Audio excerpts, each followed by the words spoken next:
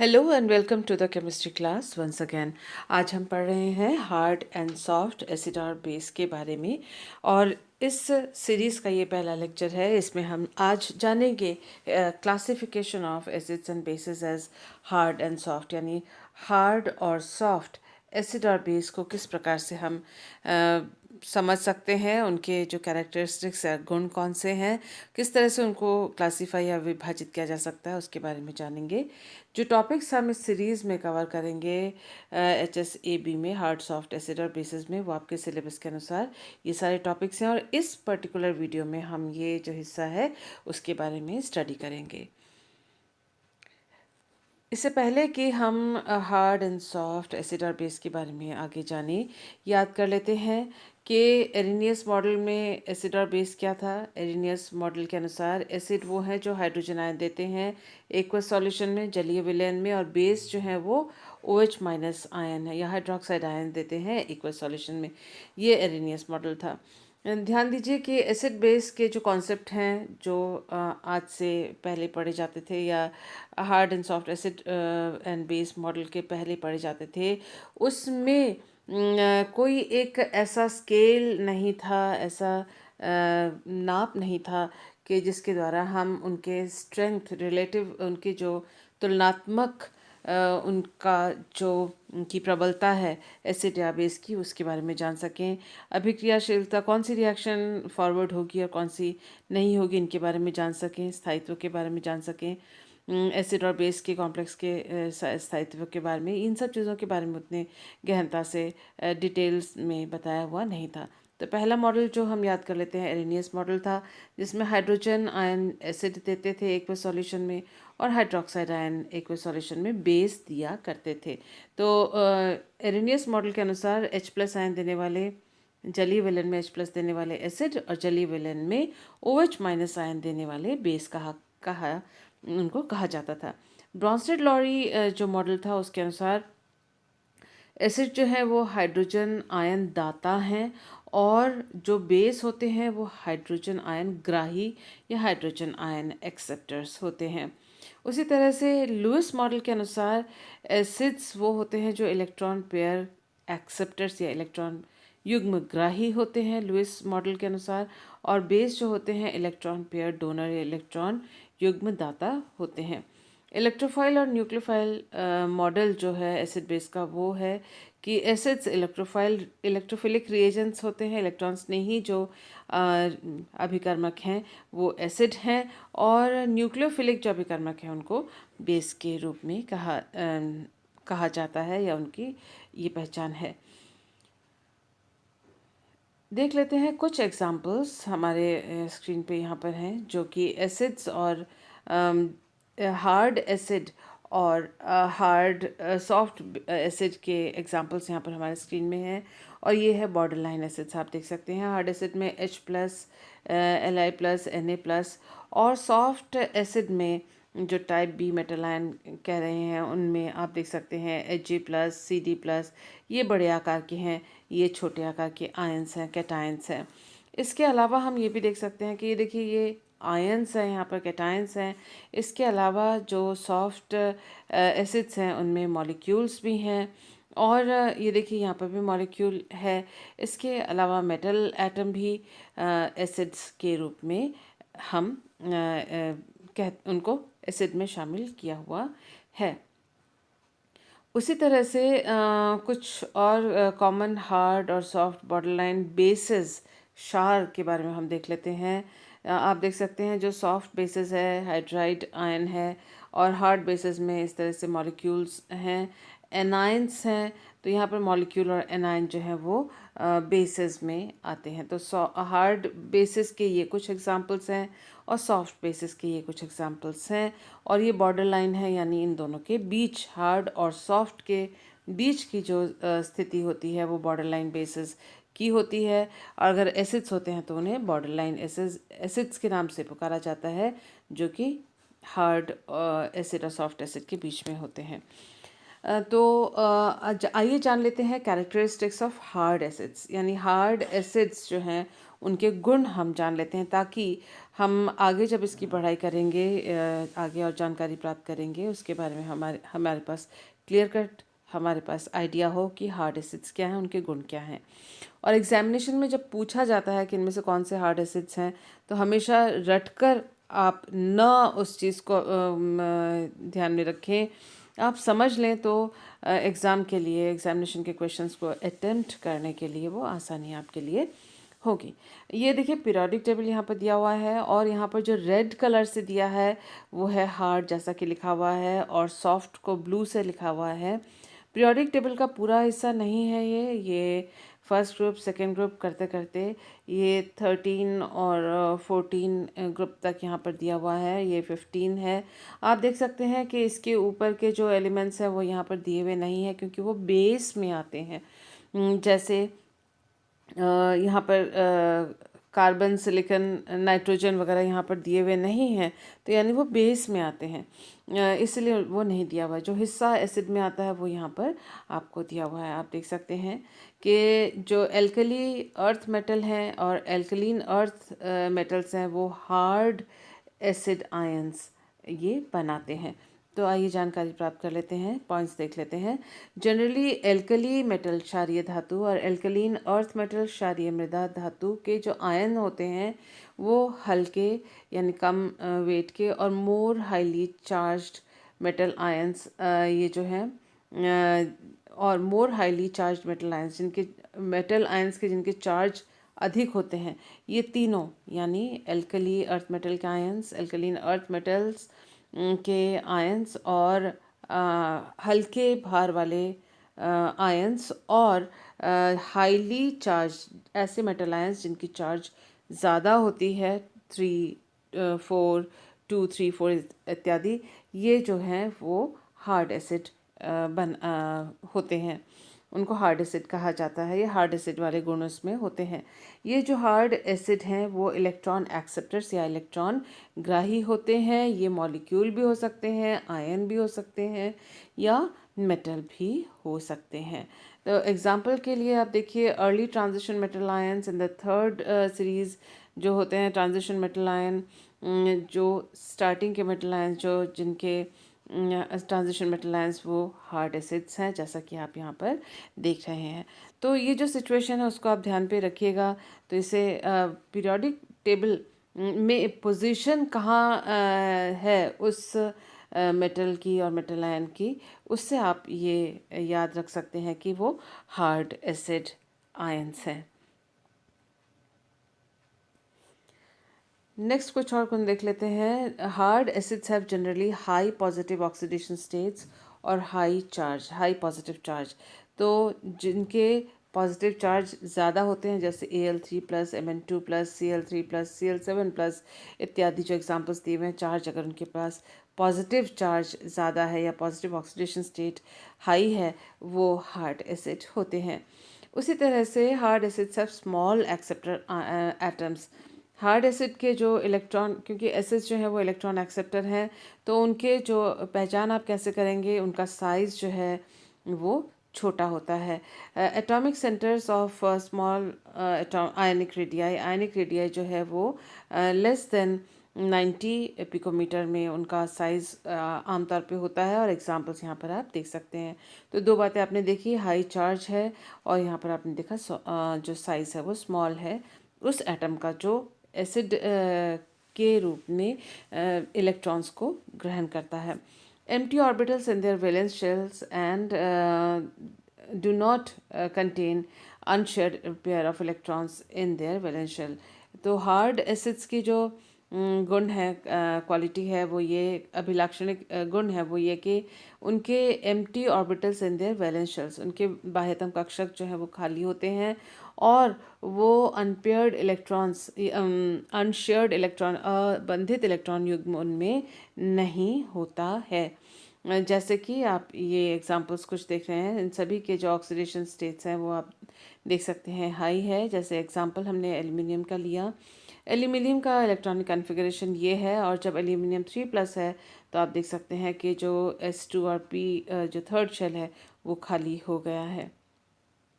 Iron का electronic configuration ये है, और जब उसका आयरन 3+ जो कि एक हार्ड एसिड है, उसमें भी आप देख सकते हैं जो फोर्थ शेल है और डी शेल है, डी का एक और फोर्थ शेल दोनों, ये जो जिसमें पहले इलेक्ट्रॉन्स थे वो अब खाली हो गए हैं।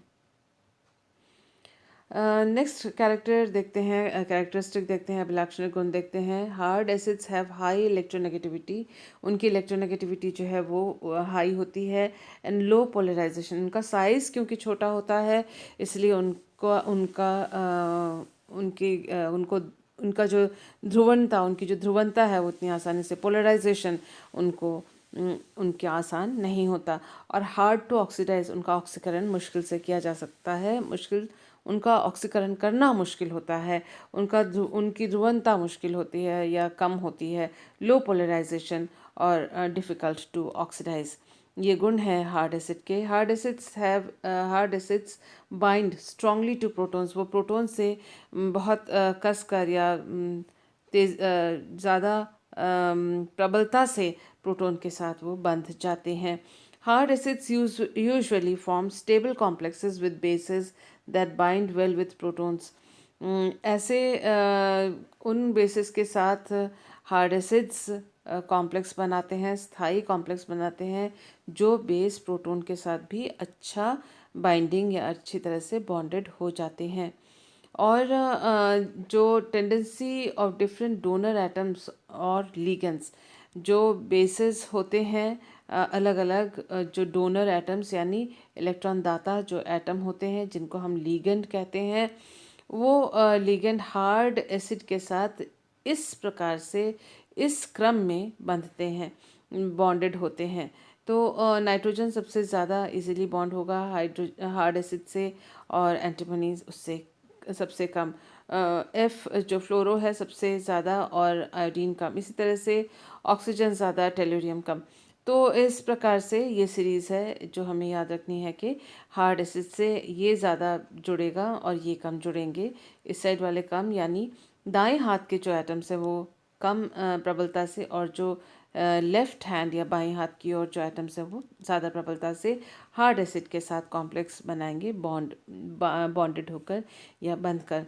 They have high energy LUMO, lowest unoccupied molecular orbital जो है उसकी ऊर्जा हार्ड एसिड की अधिक होती है। तो ये सारे पहचान या अभिलाक्षणिक गुण हैं अब हार्ड एसिड के। अब जानते हैं सॉफ्ट एसिड के बारे में। सॉफ्ट एसिड का जस्ट इसका रिवर्स होता है। आप देख सकते हैं कि जो हार्ड एसिड अगर इस साइड में है, जो साइज़ छोटा है, और यहाँ पर आप देख सकते हैं साइज़ इनके बड़े हैं, और ये इंटरमीडिएट या बॉर्डर लाइन वाले हैं जो ऑरेंज कलर से दिखाए हुए हैं। तो इनका साइज़ बड़ा होगा, इलेक्ट्रोनेगेटिविटी कम होगी, जस्ट ऑपोजिट सॉफ्ट एसिड के। In general soft acids heavier transition metal ions, तो ये अधिक भार वाले ट्रांजिशन संक्रमण धातु मेटल आयन जो होते हैं वो सॉफ्ट एसिड का काम करते हैं। सॉफ्ट एसिड के जो इलेक्ट्रॉन ग्राही एटम होते हैं उनका रेडियस, उनका जो डायमीटर और रेडियस जो है वो ज़्यादा होता है। एग्जाम्पल ये यहाँ पर हैं जिनका साइज़ जो है वो बड़ा है उन आयंस का, जो कि सॉफ्ट एसिड का काम करते हैं। कुछ और अभिलाक्षणिक गुण सॉफ्ट एसिड के देख लेते हैं। Soft acids have low positive charge, उनकी जो पॉजिटिव चार्ज है वो कम होता है, और या फिर उनका ज़ीरो चार्ज भी हो सकता है, जैसे कि मेटल एटम के ऊपर कोई चार्ज नहीं होता। They have large number of valence shell electrons, देखिए हार्ड एसिड में वैलेंस शेल इलेक्ट्रॉन्स कम होते थे, यहाँ पर जो सॉफ्ट एसिड में वैलेंस शेल इलेक्ट्रॉन ज़्यादा होते हैं। और इनका साइज़ क्योंकि सॉफ्ट एसिड का बड़ा होता है इसलिए आसानी से ये पोलेराइज या इनका ध्रुवनीकरण, इनकी ध्रुवणता आसान होती है, पोलराइज्ड ये आसानी से किए जा सकते हैं। Soft acids have low electronegativities, hard acid की ज़्यादा थी, सॉफ्ट की इलेक्ट्रोनेगेटिविटी यानी EN जो है वो कम है। Soft acid have low energy LUMOs, जो लोएस्ट अनऑक्यूपाइड मॉलिक्यूलर ऑर्बिटल है सॉफ्ट एसिड की, लो एनर्जी है। ये शायद पॉइंट रिपीट हो चुका है यहाँ पर, आप नहीं, रिपीट नहीं हुआ है, अच्छी बात है। तो LUMO जो है इनका low energy LUMO lowest energy lowest unoccupied molecular orbital, यानी जो निम्न ऊर्जा के खाली मॉलिक्यूलर ऑर्बिटल हैं वो सॉफ्ट एसिड में उनकी ऊर्जा कम होती है। कुछ और अभिलाक्षणिक गुण देख लेते हैं, कैरेक्टरिस्टिक्स देख लेते हैं सॉफ्ट एसिड के। Soft acid form stable complexes with bases that are highly polarisable. Soft acid जो है उन बेसिस के साथ, उन क्षार के साथ स्टेबल कॉम्प्लेक्स बनाते हैं जो कि आसानी से जिनका ध्रुवीकरण किया जा सकता है। और सॉफ्ट एसिड्स जो हैं गुड रिड्यूसिंग एजेंट्स हैं। हार्ड एसिड की तुलना में ये अपचायक आसानी से हैं, लेकिन ये अच्छे क्षार नहीं हैं क्योंकि ये एसिड्स हैं। ये इस बात का अपने को ध्यान रखना है। प्रोटॉन के और ये बेसिस के कार्य नहीं करते हैं, जबकि ये रिड्यूसिंग एजेंट का काम भी कर सकते हैं। Tendency of different donor atoms और ligands to form complexes with acids follow the order.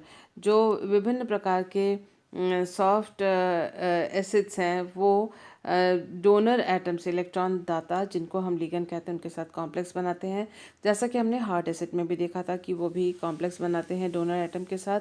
तो इसका जो क्रम है वो इस प्रकार से है कि नाइट्रोजन के साथ कम बनाएंगे, एंटीमनी के साथ ज़्यादा बनाएंगे, क्योंकि नाइट्रोजन का साइज़ छोटा है, इसका साइज़ बड़ा है, यहाँ साइज़ छोटा है, यहाँ साइज़ बड़ा है। सॉफ्ट एसिड के जो आयंस होते हैं उनका साइज़ बड़ा है, तो जो बड़े साइज़ के हैं वो बड़े साइज़ वाले जो आयंस और एटम्स हैं उनके साथ कॉम्प्लेक्स बनाते हैं। जबकि हार्ड एसिड्स, क्योंकि उनका जो आयनिक साइज़ होता है वो छोटा होता है, तो इसलिए छोटे साइज़ के साथ हार्ड एसिड बनाएंगे और बड़े साइज़ के साथ सॉफ्ट एसिड कॉम्प्लेक्स बनाएंगे। और ये जो एटम्स यहाँ पर हमने देखे हैं ये सारे डोनर इलेक्ट्रॉन दाता एटम्स हैं। तो इन बातों का हमें ध्यान में रखना है। हार्ड बेसिस के बारे में अब जानना शुरू करते हैं। हार्ड बेसिस जो हैं वो इलेक्ट्रॉन डोनर्स होते हैं, बेस यानी इलेक्ट्रॉन डोनर्स। और ये डोनर्स जो हैं वो एनायन हो सकते हैं या मॉलिक्यूल्स हो सकते हैं। आम तौर पर हार्ड बेसिस जो हैं उनके डोनर एटम की इलेक्ट्रोनेगेटिविटी हाई होती है। ठीक उसी तरह से जैसे हमने हार्ड एसिड में इलेक्ट्रोनेगेटिविटी हाई देखी थी, या हार्ड बेस में भी इलेक्ट्रोनेगेटिविटी हाई होती है।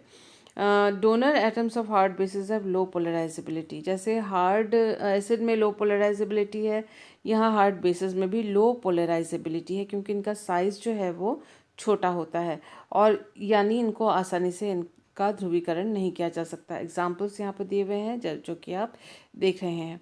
यहाँ हाई इलेक्ट्रोनेगेटिविटी का जो था उसमें आप देख सकते हैं कि जो एग्जाम्पल्स हैं यहाँ पर ऑक्सीजन है डोनर एटम, फ्लोरो है, क्लोरो है, यहाँ ऑक्सीजन है। तो ये सारे इनकी इलेक्ट्रोनेगेटिविटी जो है वो हाई होती है। यहाँ पर इनका पोलराइजेशन आसानी से नहीं होता, जैसा कि ये एग्जाम्पल्स बेसिस के दिए हुए हैं। Hard basis hold their valence electrons strongly. जो इनके बाह्यतम कक्षक में इलेक्ट्रॉन्स होते हैं, वैलेंस इलेक्ट्रॉन्स, उनको हार्ड बेसिस जो है कसकर अपनी ओर आकर्षित किए हुए रहते हैं, बंधे हुए होते हैं इनके वैलेंस इलेक्ट्रॉन्स इन आयंस या मॉलिक्यूल्स के साथ।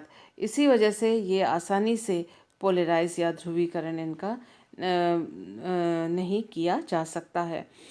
Donor atoms of hard bases are difficult to oxidise. इनको आसानी से ऑक्सीकृत भी नहीं किया जा सकता उन डोनर एटम्स को जो कि हार्ड बेसिस के होते हैं। ये कुछ हार्ड और सॉफ्ट बेस आयंस का यहाँ पर एग्जाम्पल दिया हुआ है एटम्स का पीरियोडिक टेबल के अनुसार, ताकि आपको ये याद रहे। देखिए कि जो यहाँ पर हार्ड है उसका साइज़ छोटा है और जो सॉफ्ट है उसका साइज़ बड़ा होगा, और इंटरमीडिएट इन दोनों के बीच में है, हालांकि इसको भी हार्ड में गिना जाता है। आप देख सकते हैं जैसे ये साइज़ छोटा है, उससे साइज़ जैसे आप डाउन द ग्रुप जाते हैं तो साइज़ बड़ा होता जाता है और उसके साथ ही ये सॉफ्ट होता जाता है। तो जैसा कि हार्ड एसिड में हमने देखा था, स्मॉल साइज़ हार्ड है और बड़ा साइज़ सॉफ्ट के लिए होता है, चाहे वो हार्ड एसिड हो या हार्ड बेस हो, दोनों में ये बातें लागू होती हैं। उसी तरह से बड़ा साइज़ के साथ सॉफ्ट एसिड और सॉफ्ट बेस जो है वो उसके साथ जुड़ा हुआ है। आप यहाँ देख सकते हैं कि यहाँ साइज़ बड़ा है तो वो सॉफ्ट है, और साइज़ छोटा है तो वो हार्ड है। तो इस तरह से हार्ड बेसिस और सॉफ्ट बेसिस आयंस के कुछ एग्जांपल्स हम स्क्रीन पे देख रहे हैं। एग्जामिनेशन के लिए इसको याद रखिएगा। हार्ड बेसिस के कुछ और गुण को हम जान लेते हैं। Hard bases have completely filled low energy orbitals. जो निम्न ऊर्जा स्तर के जो ऑर्बिटल हैं, कक्षक हैं, वो पूरी तरह से इसके भरे हुए रहते हैं। इन जनरल, आमतौर पर hard bases have high energy HOMO। Hard bases में highest occupied molecular orbital, occupied यानी भरा हुआ, सबसे उच्चतर जो भरा हुआ मॉलिक्यूलर ऑर्बिटल है उसको HOMO कहा जाता है। वो उसकी एनर्जी जो होती है वो हाई होती है। HOMO की एनर्जी हाई होती है। Hard bases strongly link to protons. Hard bases जो हैं प्रोटॉन से प्रबलता से जुड़ जाते हैं या बंध जाते हैं। Hard bases prefer to coordinate with hard acids. Hard bases जो हैं हार्ड एसिड के साथ कॉम्प्लेक्स या जुड़ने में, बॉन्ड बनाने में या कोऑर्डिनेट करने में इच्छुक रहते हैं, या आसानी से हार्ड बेस और हार्ड एसिड के बीच में कॉम्प्लेक्स बन जाता है या बॉन्डेड हो जाते हैं। Hard bases have donor atoms with small atoms. जो हार्ड बेस के जो इलेक्ट्रॉन दाता एटम होते हैं उनका साइज छोटा होता है, जैसे कि हमने अभी इससे पहले वाले स्लाइड में भी देखा था। And they are highly solvated. वो आसानी से उनका विलय कर लिए जाते हैं विलायक द्वारा। अब हम सॉफ्ट बेसिस की बात करते हैं। सॉफ्ट बेसिस जो कि नीले रंग से यहाँ दिखाए हुए हैं, और जैसा कि आप जानते हैं इनका साइज होता है बड़ा। Soft bases are usually anions और न्यूट्रल मॉलिक्यूल्स। ये एनाइन हो सकते हैं या न्यूट्रल मॉलिक्यूल हो सकते हैं। देखिए कुछ एनाइन है और कुछ ये न्यूट्रल मॉलिक्यूल सॉफ्ट बेसिस के होते हैं। Donor atoms in soft basis have low electronegativity. इनकी विद्युत ऋणता, इलेक्ट्रोनेगेटिविटी जो है वो कम होती है सॉफ्ट बेसिस की, ठीक उसी तरह से जैसे कि हमने सॉफ्ट एसिड में देखा था। कुछ और कैरेक्टरिस्टिक्स सॉफ्ट बेसिस के देख लेते हैं। Soft basis have large donor atoms. जैसे ही सॉफ्ट शब्द है, आप साइज जो है वो बड़ा मान के चलिएगा। सॉफ्ट बेसिस जो हैं उनके जो इलेक्ट्रॉन दाता एटम्स हैं उनका साइज़ ज़्यादा होता है। जैसा कि आप देख सकते हैं साइज़ अक्सर 170 पिकोमीटर से ज़्यादा होता है। With intermediate electronegativity. Electronegativity high नहीं होती है, और जो इलेक्ट्रोनेगेटिविटी होती है वो इंटरमीडिएट वैल्यू होती है अप्रॉक्सीमेटली 3.0 से 4.0 के बीच में। एग्जाम्पल्स आप यहाँ पर देख सकते हैं। Donor atoms in soft basis have high polarisability. जो सॉफ्ट एसिड होता था के गुण हैं उसमें भी हाई पोलराइजेबिलिटी, आसानी से उसका ध्रुवीकरण किया जा सकता है डोनर एटम्स का सॉफ्ट बेसिस में। ठीक उसी तरह से जैसे कि सॉफ्ट एसिड में भी जो एटम्स, एक्सेप्टर एटम, इलेक्ट्रॉन ग्राही एटम होता था सॉफ्ट एसिड का, वो भी पोलराइजेबिलिटी उसकी ज़्यादा होती थी। Soft bases can be easily oxidised. Soft bases को आसानी से ऑक्सीडाइज किया जा सकता है। ये गुण हार्ड बेस के ठीक विपरीत है, जैसे कि एग्जांपल आप यहाँ पर देख रहे हैं। They have low energy HOMO। Highest occupied molecular orbital, यानी सबसे उच्चतर भरा हुआ मॉलिक्यूलर ऑर्बिटल, आणविक कक्षक जो है उसकी ऊर्जा कम होती है। ये ठीक विपरीत है हार्ड बेसिस के गुण से। कुछ और गुण देख लेते हैं सॉफ्ट बेसिस के। Soft bases hold on to the valence electrons loosely. Soft bases जो हैं उनके वो अपने वैलेंस इलेक्ट्रॉन्स को कसकर बांधे हुए नहीं रहते हैं। Softness of soft bases is due to loosely bound polarisable valence electrons. जो सॉफ्ट बेसिस हैं उनका जो सॉफ्ट कोमल क्षारीयता है वह इसलिए है क्योंकि उसके जो वैलेंस इलेक्ट्रॉन्स हैं वो आसानी से ध्रुवीकरण उनका किया जा सकता है, पोलराइज किया जा सकता है, और वो प्रबलता से एटम्स के साथ बंधे हुए नहीं रहते हैं। इसलिए ही सॉफ्ट बेसिस सॉफ्ट बेस की तरह या कोमल क्षार की तरह, मृदु क्षार की तरह कार्य कर सकता है। Donor atoms in soft bases have empty low energy shells। तो जो डोनर एटम, इलेक्ट्रॉन दाता एटम होते हैं सॉफ्ट बेस के यानी मृदु क्षार के, उनके निम्न जो एनर्जी शेल होते हैं, लो एनर्जी शेल जो होते हैं, निम्न ऊर्जा स्तर के जो शेल होते हैं, कक्षक होते हैं, वो खाली होते हैं। Soft bases prefer to combine with soft acids. Soft bases जो होते हैं वो सॉफ्ट मृदु अम्ल और मृदु क्षार के बीच में बॉन्ड आसानी से बनता है। All bases containing same donor atoms are not equally hard. अगर सभी एटम्स एक से अधिक एटम्स में एक ही तरह के दाता एटम जैसे नाइट्रोजन है, तो उसका मतलब ये नहीं कि सभी जो क्षार होंगे उनकी क्षारीयता एक जैसी होगी। प्रबल और मृदु वो हो सकते हैं, ज़रूरी नहीं है कि वो प्रबल हों, ज़रूरी नहीं है कि दोनों के दोनों क्षार हों। जैसा कि एग्जाम्पल आप देख सकते हैं, NH3 में जो इलेक्ट्रॉन दाता जो एटम है वो नाइट्रोजन है, और यहाँ पर C6H5 ट्वाइस N यानी Ar2N, C6H5 नीचे 2 और N।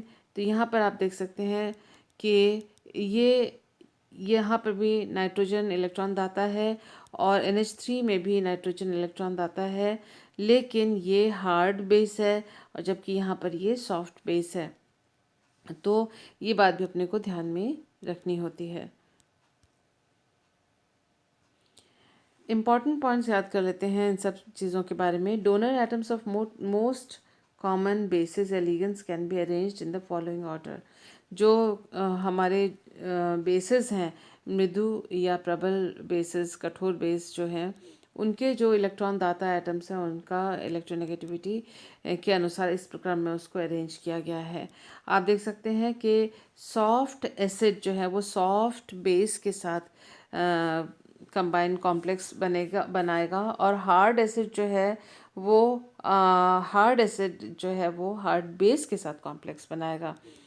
तो यहाँ इलेक्ट्रोनेगेटिविटी कहाँ कम है, यहाँ इलेक्ट्रोनेगेटिविटी कम है। यहाँ जो राइट हैंड साइड या दाएं हाथ की ओर इलेक्ट्रोनेगेटिविटी हाई है, और यहाँ विद्युत ऋणता इसकी कम है। सॉफ्ट एसिड जो हैं वो जिनकी विद्युत ऋणता कम है, लेफ्ट हैंड बाईं हाथ की ओर जो एटम्स हैं उनके साथ सॉफ्ट एसिड जो है वो कॉम्प्लेक्स बनाएंगे। ठीक इसके विपरीत जो हार्ड एसिड हैं वो राइट हैंड साइड यानी दाएं हाथ के, जिनके आप देख सकते हैं जिनके डोनर एटम्स की विद्युत ऋणता ज़्यादा है, उनके साथ हार्ड एसिड कॉम्प्लेक्स बनाएंगे। जिनके इलेक्ट्रॉन डोनर यानी इलेक्ट्रॉन दाता एटम्स की विद्युत ऋणता ज़्यादा है, उनके साथ हार्ड एसिड कॉम्प्लेक्स बनाएंगे। All hard acids are not equally hard. सारे हार्ड एसिड जो हैं उनकी हार्डनेस या कठोरता एक जैसी नहीं है। जैसे Cu प्लस जो है Mn2 प्लस से हार्डर है, हार्ड एसिड है, क्योंकि Cu प्लस का साइज जो है वो स्मॉल है। यानी Cu प्लस हार्ड एसिड है, Mn2 प्लस हार्ड एसिड है, लेकिन ये दोनों की हार्डनेस, इन दोनों की कठोरता एक जैसी नहीं है। इसकी कठोरता ज़्यादा है क्योंकि इसका साइज़ छोटा है। उसी तरह से Li प्लस जो है वो हार्ड एसिड है, ये Cs प्लस से ज़्यादा हार्ड है, क्योंकि जबकि दोनों के जो प्लस चार्ज बराबर हैं, +1 और +1 और फिर भी Li प्लस हार्डर इसलिए है क्योंकि Li प्लस छोटा है। यहाँ पर आप देख सकते हैं कि यहाँ चार्ज भी दोनों का डिफरेंट था। Metal ions and non-metal ions in lower oxidation states are soft acid. Come oxidation state अगर है तो मेटल आयन या नॉन मेटल आयंस, मेटल और नॉन मेटल्स जो हैं वो लोअर ऑक्सीडेशन स्टेट में सॉफ्ट एसिड होते हैं, और सेम स्पीशीज़ वही का वही मेटल या नॉन मेटल अगर हायर ऑक्सीडेशन स्टेट में होगा तो वो हार्ड एसिड होगा। Higher oxidation state hard acid और लोअर ऑक्सीडेशन स्टेट में सॉफ्ट एसिड, जबकि मेटल और नॉन मेटल वो सेम ही हो तो भी। उसका एग्जांपल आप देख सकते हैं, Cu2 प्लस और Cu प्लस दोनों ही एक ही हैं, कॉपर और कॉपर ही हैं, लेकिन Cu2 प्लस जो है हायर ऑक्सीडेशन स्टेट है, इसलिए ये Cu+ से ज़्यादा हार्ड या कठोर है। और यहाँ पर आप देख सकते हैं Cl3+ में ऑक्सीडेशन स्टेट +3 है, Cl में ऑक्सीडेशन स्टेट यहाँ पर 0 है, इसलिए ऑक्सीडेशन स्टेट हाई इसकी है। तो हाइयर ऑक्सीडेशन स्टेट हार्ड हमने अभी बताया था, तो उसका मतलब यहाँ पर Cl3 जो है वो हार्ड होगा और Cl उसकी तुलना में Cl3 की तुलना में सॉफ्ट एसिड होगा। तो इन सब बातों को आप ध्यान में रखिएगा। Characteristics of border line acids and basis, जो बॉर्डर लाइन इन दोनों के बीच के जो होते हैं, हार्ड और सॉफ्ट के बीच में, उनकी जो प्रॉपर्टीज़ होती हैं, जैसे कि उनका साइज़, उनका ऑक्सीडेशन स्टेट, उनका पोलराइजेबिलिटी, उनको किस प्रकार से हम आसानी से पोलराइज कर सकते हैं या नहीं, वो सारी बातें भी हार्ड और सॉफ्ट के बीच में ये सारे गुण उसके होते हैं। These properties are intermediate between the properties of hard और सॉफ्ट एसिड और बेसिस, यानी हार्ड एसिड और हार्ड बेस और सॉफ्ट एसिड और सॉफ्ट बेस के बीच में जो गुण होंगे, उन वो गुण बॉर्डरलाइन गुण कहलाते हैं। और उन गुण को धारण करने वाले जो एसिड और बेस होते हैं उनको बॉर्डरलाइन एसिड और बेस के नाम से पुकारा जाता है, जैसे कि Zn2+, Ni2+ इत्यादि। Thank you for being with me. Next जो वीडियो है उसमें हम पियर्सन्स HSAB जो प्रिंसिपल है उसके बारे में हम डिस्कस करेंगे। Thank you for being with me.